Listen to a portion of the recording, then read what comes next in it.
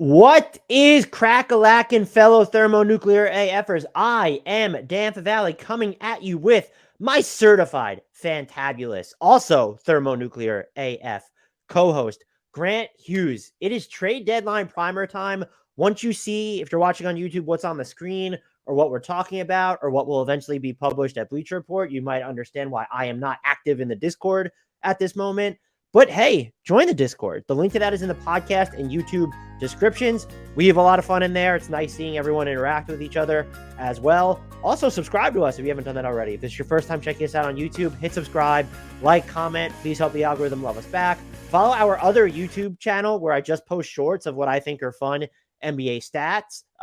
We're at NBA Absurd Stats there. The link to that is in the YouTube description. I should probably put it in the podcast description. I will eventually. Follow us on the socials at HardwoodKnocks on Twitter and TikTok, at Hardwood_Knocks on Instagram. We are closing in on 200 followers on TikTok, a whopping 200 followers on TikTok, which is more than we have on Instagram, which has been hovering around 185 to 188 for the past 8 months. I don't know how to build followings on these platforms at all. We're posting content all the time. Finally, if you have done all these things, subscribe to us on whatever podcast player you use. Word of mouth recommendations, shout outs on Twitter. They always mean a lot. Anything to help us continue grow the community. With all that out of the way, let's get into this Southwest Division trade deadline primer. Just as a brief refresher, we are trying to make these digestible and quick. And also we'll be talking about most likely players to be traded. We're mostly just asking our bigger overarching questions. If you're on YouTube, though, I have thrown the sheet that Grant and I are using to, just prepare for the trade deadline in general, where you can see traded player exceptions if they have it, draft pick commitments all in one spot. You can also zoom in if it's too small for you to read, but if that's what you're into, head over to YouTube. The Memphis Grizzlies we'll also be proposing one trade idea for each team as if the team in question is making the phone call. It doesn't mean it's lopsided, but that's the view that we took it from. The Memphis Grizzlies, they are buyers in the sense that they should be buyers. However, what we know about Memphis is that they're just, the things we're hearing, they really value what a healthy Danny Green is going to bring. They don't want to move his salary, which is just typical Memphis. And it's fine. They might be good enough to win a title right now. My biggest question for them, though, is do they have the impetus, the desire to actually make a move this season? And I'm not talking about, it doesn't need to be a mega move, but a move where you're giving up picks or prospects in addition to Danny Green, and not one of your core guys like Desmond Bane or Jaren Jackson Jr., but not even a Zaire Williams, where you're moving to move off of LaRavia or Roddy or Aldama, that Golden State first, any of your own first, just to make an upgrade to your rotation, which I think there's room for it. And we've kind of seen it. The half-court offense remains a problem when they're not cleaning up their own misses. And so you presumably, or preferably, like a bigger player as that additional creator, and to sort of upgrade the 4 minutes when Jaren Jackson Jr.'s at the 5, or just the 3 minutes when Jaren Jackson Jr. is at the 4, just to have an option who's not, the Bane, John Morant, and then Jaren Jackson Jr., who's the guy in the middle of those three. And so there are names that you could throw out. Are you willing to give up the equity for them? And what's the best route to go? Is it to look at a Kyle Kuzma? Is it to look at a Malik Beasley? Does the Steven Adams injury, by the way, change this at all? Because he's going to miss so much time. I don't think it makes it more likely that they're going to go out and get a big and say, oh, let me join the Miles Turner sweepstakes or something. But does it sort of increase the urgency to be like, well, if Jaren Jackson Jr. presumably is going to play more 5, someone like Kyle Kuzma has a lot of value on the trade market to them now. And again, we can talk this. That's what they should do, by the way. But who is their most likely player to be moved? Yes, it's Danny Green. That's the easy question. But it's how are you building packages off of that? And I think a lot of it depends on, well, how far in are the Grizzlies willing to go into this season? And I would argue Dylan Brooks is going to be a free agent. You're kind of in year 3 of obliterating expectations. Welcome to life with expectations, where it's now I'm not demanding they trade for a star, mostly because that player probably isn't out there. They would be, by the way, a sneaky fun Fred VanVleet team, though. I want to put that into the universe.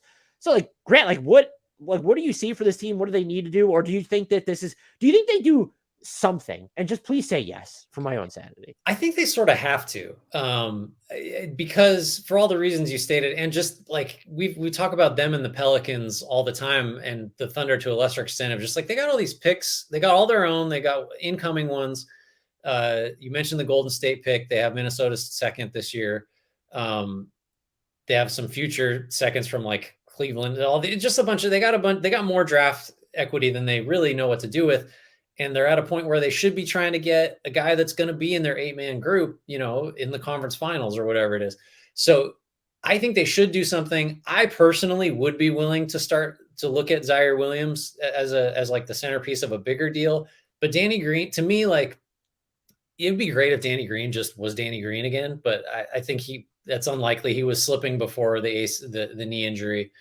I think if you could turn Danny Green and like some kind of pick into, just get on the phone with the Spurs. Josh Richardson would be fine. I think someone like Doug McDermott that would just run around and shoot 42% from three. And, What about Zach Collins at this point for them? Zach Collins would be fine, especially if you're going to need another big in there. If Adams is, not all the way back. I mean, they're in trouble, I think, as funny as it sounds to say, if Adams is not healthy, for when the games start to matter, because he's the type of guy that, we might scheme him off the floor, but just if your offense is going to always depend on offensive rebounds, then you need him. That's just what it is.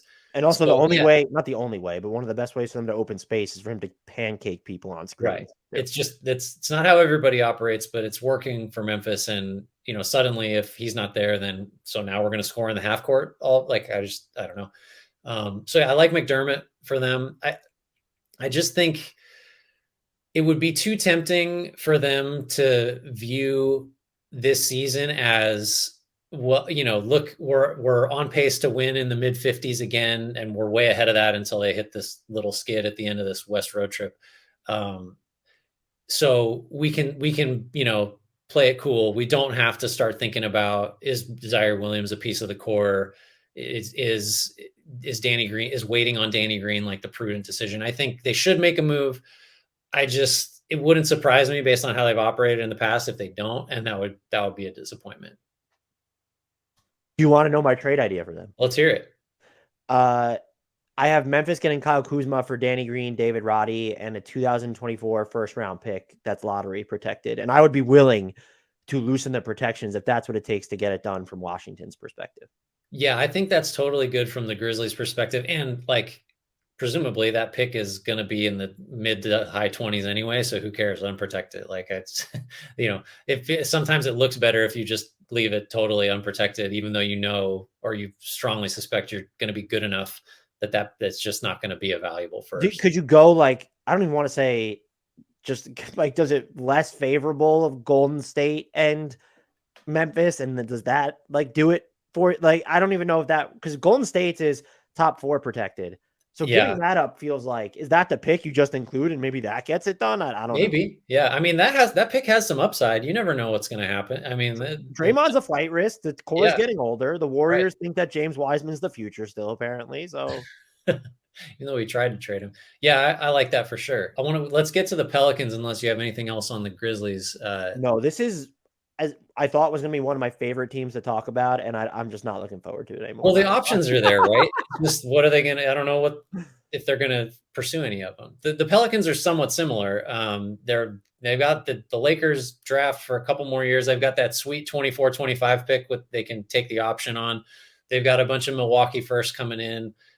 They're super deep, but that hasn't. I think what we've learned is that all that depth is cool, except if you don't have like 2 of your 3 best players in the lineup at all times, it doesn't really matter how good. Zion needs to be reevaluated in another 2 weeks. Just I get it, but it's just like, yeah, kind of sucks. Right. So I think, what are they're most likely players to be traded. There's actually a few. I think it's probably Devontae Graham, just because if you're gonna do anything, if you do make a trade, you're going to need some salary ballast, and he's making an average of about 12 million over this year and the next 2. Jackson Hayes, I'd throw in there too. Maybe. I think you have to move him, right? Like, you're not going to pay him in restricted free agency. Yeah. His just that his number's lower, and then you're going to have to include more stuff if you're trying to bring back, a moderate level salary. Valanciunas is someone I'd look at too, even though he's been super valuable as like a post threat and just a bailout guy. With so many, offensive weapons out. Again, like we just can't, we're not going to say Miles Turner, but if you're looking for, like, it's just, sorry, I know this is like 2 years old, this bit, but Olynyk, even PJ Washington, Mo Bamba, Muscala, Zach Collins, just some bigs. Nas Reed. I don't know how they get him per se, but Nas Reed. Yeah, I mean, they could get whoever they want. Just find the matching salary and include a pick. Like it's done. Well, You know? just like the Naz Reid's going to be a free agent, so you're not. I can't give up a first for him. No. Is Minnesota going to take 2 seconds? And also, oddly, Najee Marshall's been really important in what they've been doing. So Yeah. it's like, are you giving up Najee Marshall for him? No, I'm not trading him. I think he's Yeah. proved to be a rotation guy before he got hurt. So yeah, they're a little like I think they're probably more likely to do something than the Grizzlies just because the picks they have and the movable salary options are just there's just more of them. And I think it's just got to be some stretch, some shooting. You know that's assuming everybody's healthy and you're running your full strength offense again around Zion. I just want as much space as I can get, and Valanciunas, while he has a great up fake and can make a few, it's just not the same as having a real like quick trigger threat out there. I think that can pass too. I would like a big guy that's going to make a pass or two if the defense is kind of bent and collapsing because Zion ruined it. Wow. So you are anti Miles Turner. That's good to know. What is the bigger need though? That type of a big, or can you go with just a wing that's going to sling threes in higher volume? And I know that part of the deflated volume in New Orleans is, I don't want to say by design, but just intrinsic of, well, they get to the rim at will because Zion exists. But I do think they need sort of that like unconscious threat where you could go and I actually did in the trade that we'll get to, but I'm curious as to what you think would be the bigger priority for them. I still am just fixated on the big guy that can shoot. So because like I do believe in, I think once you have Ingram back out there, I think once Trey Murphy can always add volume. Like McCollum's there's enough shooting elsewhere. I just am so hung up on God, what would this team look like if there were a big guy dragging, a center out of the way of Zion. So I still am, maybe it's kind of hack at this point, but I still just want a big guy that can shoot. Doing something big feels out of the question for them. And the trade I came up with is the Pelicans get Malik Beasley, the Jazz get Devontae Graham, Herb Jones, and Chicago's 2024 second round pick. And so Herb Jones been banged up a lot this year, has definitely regressed on offense, and I would even argue like sort of defense as well. I think we've seen a lot of that, sort of these sophomore reality checks a little bit for Trey Murphy there too. Still a valuable prospect, but what's interesting about this is Herb Jones is a team option for next season, and then he becomes a restricted free agent. And Devontae Graham has the one guaranteed year at 12.1 plus a $3 million guarantee basically the year after. And so you're looking at 1 year and let's say almost 15 million of Devontae Graham. Is that enough if you're Utah to part with Malik Beasley? And then conversely, if you're the Pelicans, are you willing to give up when everyone thought that Herb Jones was good enough to be all defense as a rookie? Are you willing to give up on that now to get Malik Beasley, who, talk about 3-point volume, like that's someone who is just going to let him rip? Yeah, he'll get him up. I think so. I like this for the Jazz just because I like getting Jones in there. He's the type of like cheap, project, high ceiling kind of devalued. It's a weird combination, devalued asset that I'm after if I'm the Jazz. For the Pels, like, so you're telling me that my closing lineup might be McCollum, Beasley, Ingram, Zion, and Valanciunas. Like, how are we stopping anybody? I mean, do you have to get Daniels out there to put fires out as a rookie all of a sudden? And like, he can only do so. And if Nance is out there, I guess that's better than Valanciunas from a switching perspective. I'm just not worried about the Pelicans offense if everybody's healthy. I like, so, I guess Beasley, we've established that shooting would be cool. So I don't know. I'm kind of talking out of both sides of my mouth, but I'd rather just have it from a big guy. And I think Jones, even though he hasn't been the same guy as he was as a rookie, I think he fills a niche that the Pelicans might still really need. Like, what if he could play like he did at the end of towards the end of last year?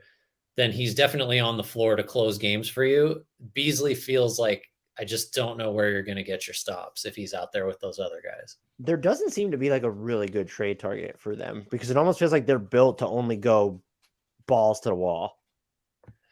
Well, what do you think about Porzingis for them?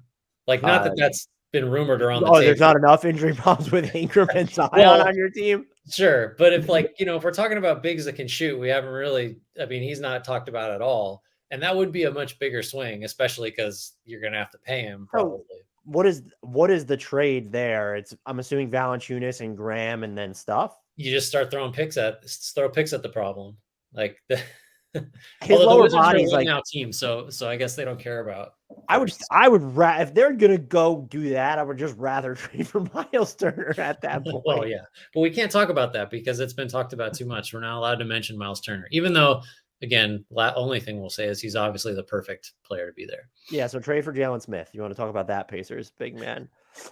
We can move. I don't expect them to do anything big. I expect them to do something, though. That's where I'm just sort of at with the Pelicans. Yeah, I would agree. The Mavericks are next up. As you hear, my dogs are starting to get antsy and just barging into my office right now. They're buyers because they have to be. I question like what they can buy. They have no notable like inbound draft picks, and then that 2023 pick to New York. Yes, it will convey this year with top 10 protection. Like that's if you're a team going to trade for their 2025 first round pick, you know it's coming, but it just limits what they could offer. And if they wait till this summer, they can make a Godfather offer of, oh, it's, we can trade once the league calendar year resets, 4 picks and 3 swaps, whatever it is, or 3 picks. And like they can go the Godfather offer route. I think 24, 26, 28, and 30, and then swaps in the alternating years. So 4 picks and 3 swaps. Do you wait for that?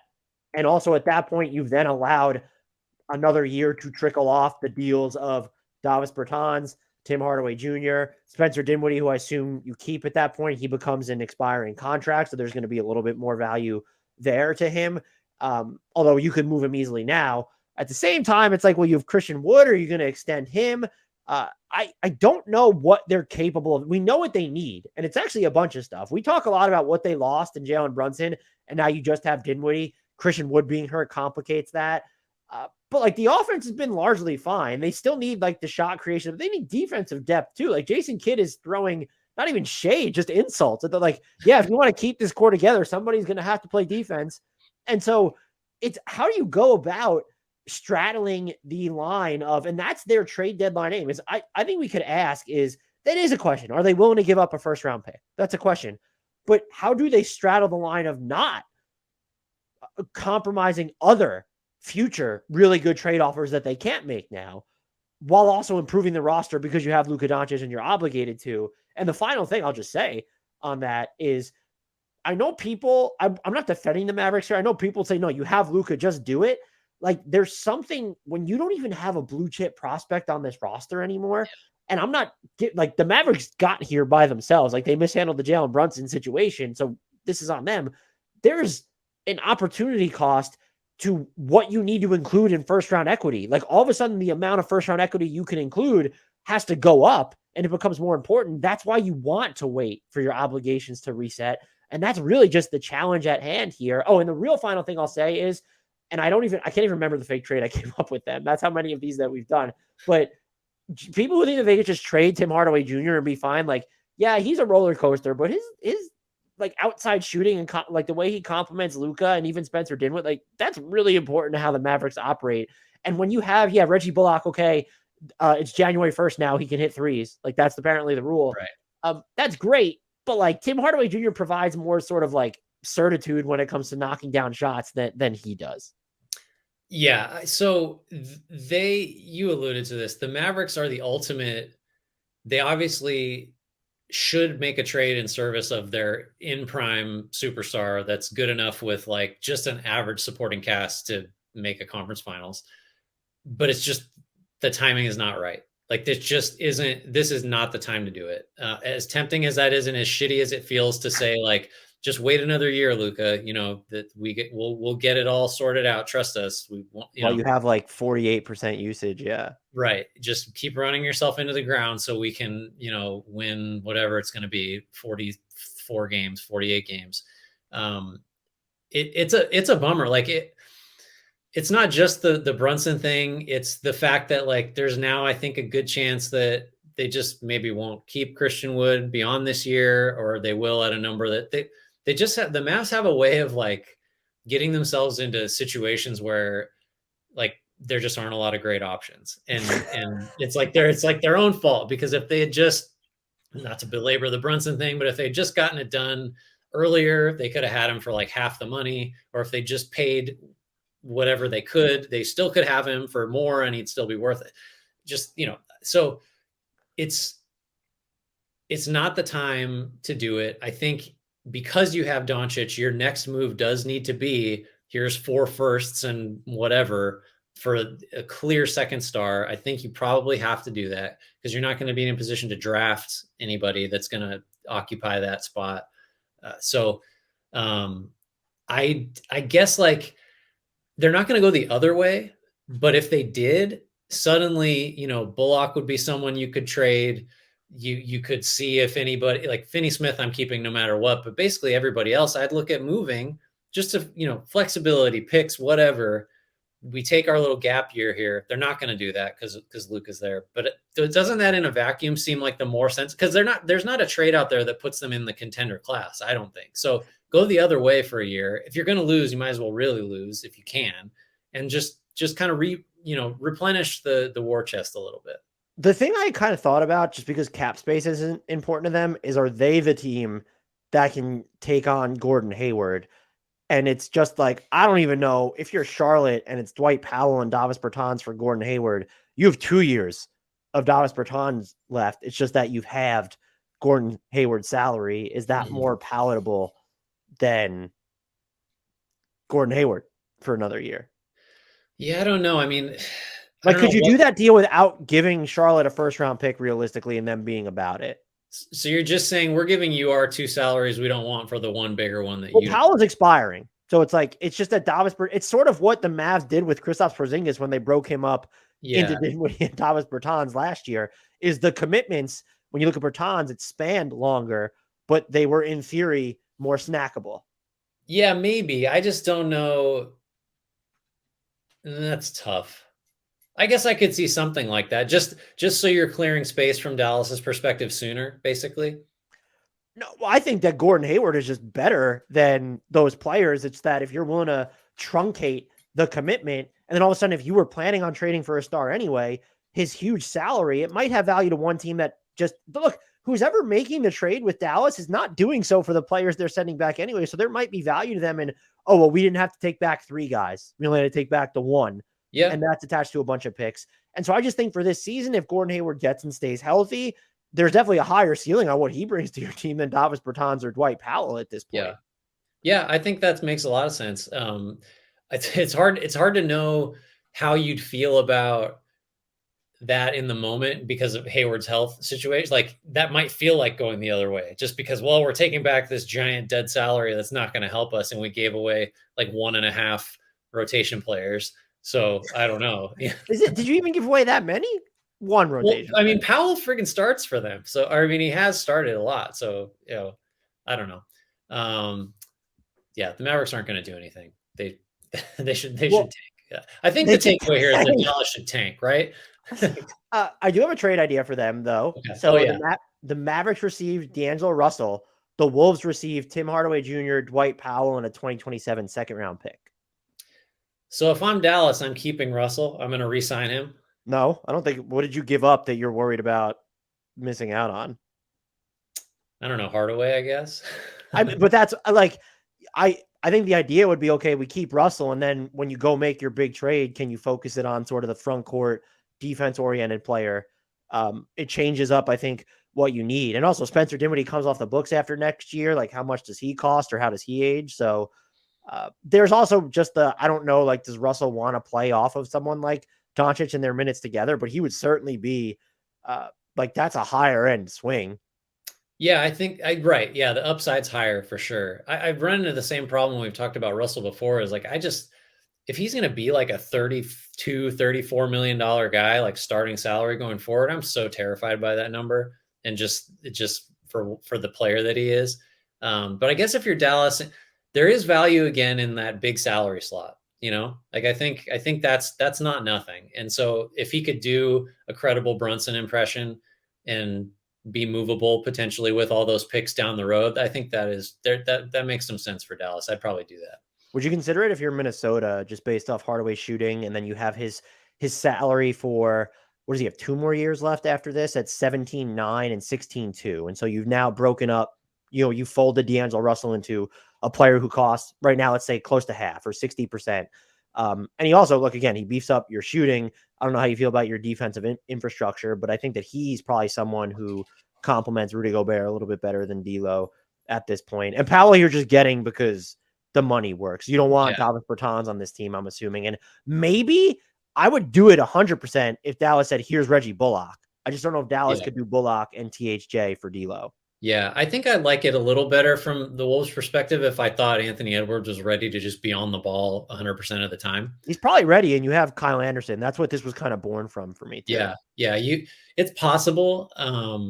It's possible he's ready. He's been really good lately.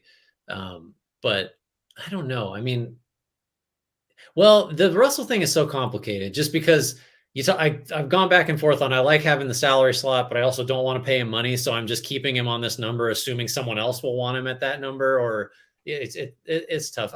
I think that's okay.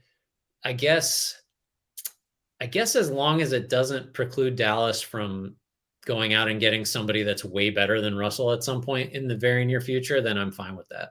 Would you do Bullock and THJ if you're them? Or is that just like, what does our defense look like after this? Yeah, I think that's probably Finney Smith is doing too much of a lift there. If he's the only guy left, that's tough. You would have to play him and when Kleber's healthy 48 minutes a game and just pray. Yeah. This next team they're not uninteresting, but they're very simple. Like their pick commitments, like there are a lot of splashy ones, but they are your team. So do you want to take us through them? Yeah, I mean, so this is the San Antonio Spurs, ladies and gentlemen. They have cap space. They have a handful of guys we've mentioned 50 times as trade candidates. They are not trying to win basketball games. So to me, the question for them is just what can we get from the combination of Jakob Poeltl, Josh Richardson, and Doug McDermott? And I think my goal out of all three of those guys, can I get back 2 firsts somehow, like 2 good firsts between those 3 guys? And whatever the salaries coming back with it are, that'll change it because maybe you get more picks if you're taking on terrible money, which the Spurs can do. I don't want to get out of this with less than that, with fewer than that. So, we can talk about those guys individually. To me, I think Richardson is probably the most likely to be traded because we've heard talk of, there's interest in the Spurs keeping Poeltl. They've had a 4 for $58 million extension offer on the table forever that he's not taking because he thinks he can get 20 a year. I would not pay Poeltl 20 a year, but the Spurs have the option of doing that. Then some other teams might, I don't know. He's not meaningfully better than or at all than someone like, Nick Claxton or Brooke Lopez, and, Kevon Looney makes 7 or something. Like there's just, you don't pay 20 million, even in a cap environment that's going up, for someone that's just like a good center. I don't see it. So anyway, Richardson seems to be the hottest commodity. And if I can get 2 firsts for, some combination of those guys, great. But because of their flexibility, because of their cap space, because of all their options, because they don't care if they win, I'm on the phone if I'm the Spurs with just it's the Utah plan. I want to talk to every team that has a recent draft pick that, either hasn't hit or has disappointed. Scotty Barnes not going to happen, but I'm calling Toronto. Just what do we got to do? Anunoby is a little different. Wiseman, Moody, Patrick Williams in Chicago, Obi Toppin for the Knicks, Jalen Suggs. Ooh, sure, Obi. we'll take a shot on Jalen Suggs. Let's have him. We'll give you Jordan Poole. Jordan Poole, poison pill. That will swallow that poison pill. Zaire Williams, Jalen Johnson. There's just anybody that's Cam Reddish. Let's just give me all the guys that we can take a crack on with our player development system and see if we get out of them, what their teams hoped for, but couldn't. So Richardson's my most likely guy to move. I think they should move McDermott, Richardson, and Poeltl. And I just, you give back whatever package of bad money picks and, second draft flyers I can get. That's what I'm after. I will say that's the only way I see them getting multiple firsts for Poeltl or a single first for McDermott and Richardson. Maybe if you stack them together, or if Zach Collins is involved, is if they take back bad money. But speaking on sort of taking some flyer swings, my trade idea is the Cavs get Isaac Okoro and Dylan Windler for Josh Richardson. And Isaac Okoro has been playing really well of late. It's that time of the season where he's been hitting his threes. But do you trust him to hit threes in the playoffs? Do you need what he's bringing you defensively in the playoffs? Maybe because you play with two small guards. I will say it's not, I don't think this is a non-decision for Cleveland, but you have Richardson, who I think is maybe a more bankable player. If I'm San Antonio, I might even consider like throwing one of the, second round picks that I have in the bank towards this. For me, not to speak on your behalf, but this was an easier decision for the Spurs than it was for the Cavs, which is the whole point of how these trades are proposed. But curious your thoughts. Yeah, no, I think ideally, if I'm Cleveland, I really want Isaac Okoro to solve my small forward problem because that's kind of what we drafted him to do. But if I'm the Spurs, I really want I want Okoro because he is trending up, because he is someone that like just might eventually be what the Cavs need him to be, just not quite yet. And what matters is now because we have a contender now. So Richardson could plausibly be an upgrade. I love it for the Spurs, and from the Cavs perspective, I totally see the justification just because I think Okoro is like 17 of his last 31. I was just from deep. I was just working on something involving him. I mean, if he's going to do that, then suddenly he's like one of the most valuable. We've like seen it before is my thing. Yeah, we've seen flashes. Everything you hear from Cleveland is he works incredibly hard and everybody really likes him. That's like a lot of people will say, who cares? What matters is a 3-point percentage.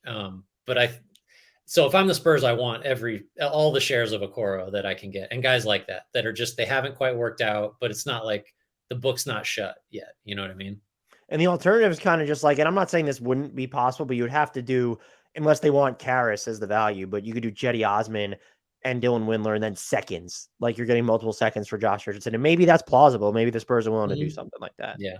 But I'm trying to get Okoro if I'm them, to be clear. Our final team of the Southwest Division, the Houston Rockets, they are definitively sellers, but they also are kind of in this weird spot where they need a consolidation trade, just because they have so many just guys on the roster, and they're not all good, but a lot of them are intriguing.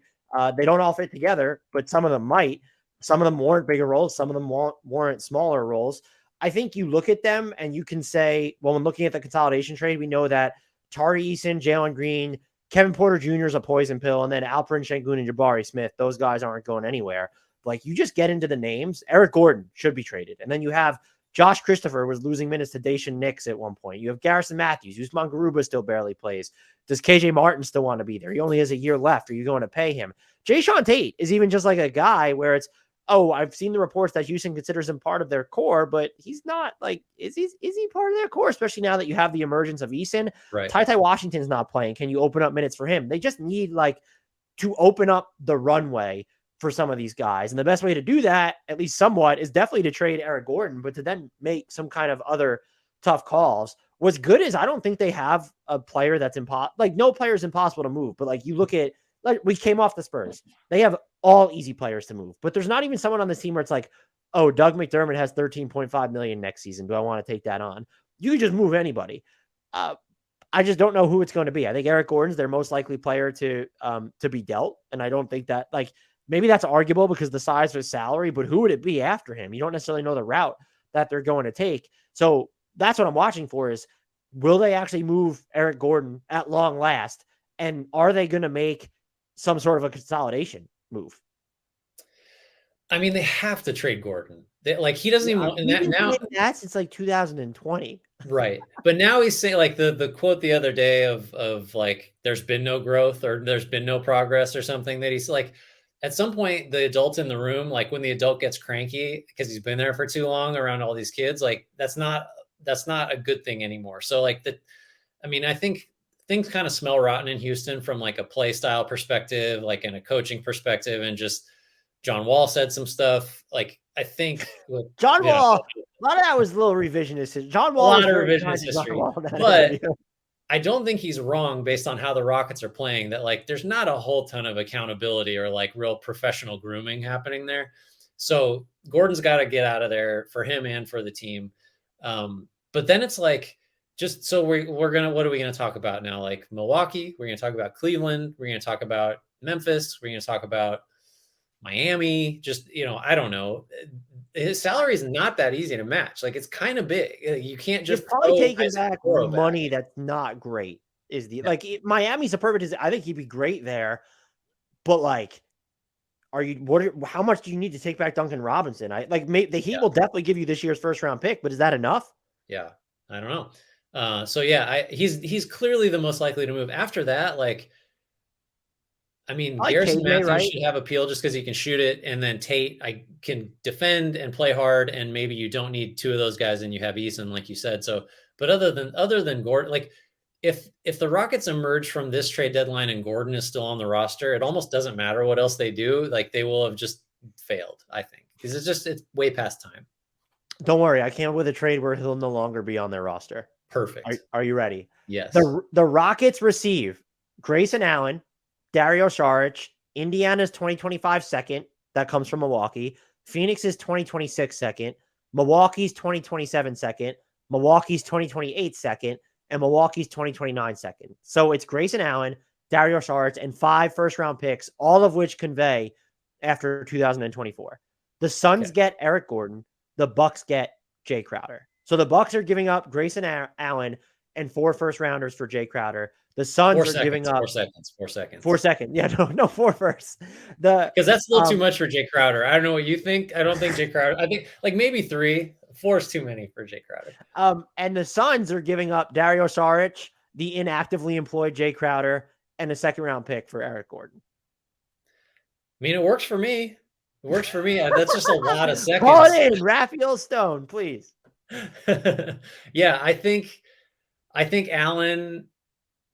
Yeah, why not? The Right? money Because on I his don't know deal if you're for getting a another first year for is Gordon. just. What'd you say? I'm sorry. Go ahead. I said I don't think you're getting a first for Gordon. I'm not. No, the team that might be willing to give it up, like let's use Milwaukee's. Let's say they had a first round pick, but if you're a team that's giving up a first round pick, you for Eric Gordon, you view him as the finishing piece. In which case, you might actually have to pay him $20 million next year if you win the title.